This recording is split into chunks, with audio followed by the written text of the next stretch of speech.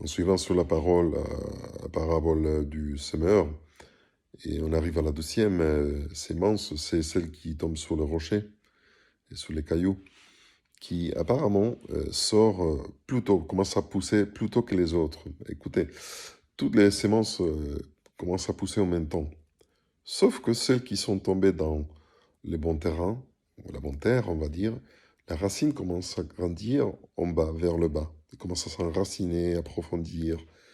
Et le temps qu'elle fait ça, tu ne vois pas de résultats parce qu'il n'y a pas de feuilles qui sortent, rien du tout. Donc apparemment, rien ne se passe. Et jusqu'à ce que la racine est assez forte pour nourrir la plante et pour être vraiment enracinée, ancrée, on va dire, et soutenir la plante, que tu vas voir que ça commence à sortir dehors, sur la surface.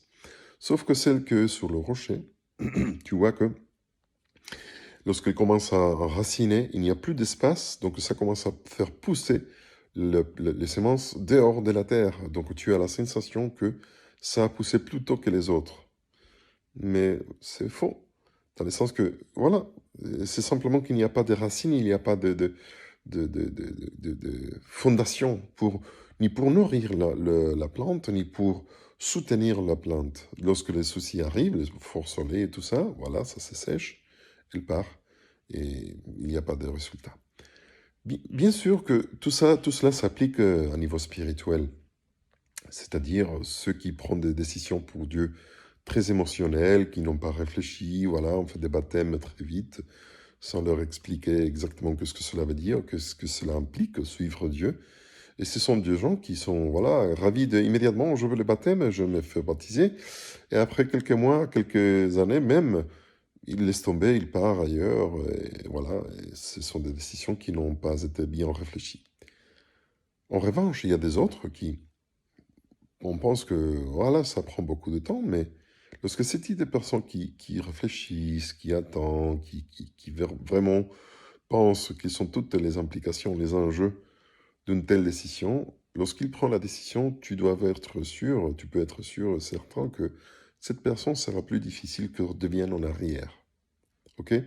Donc, c'est une décision plus sûre.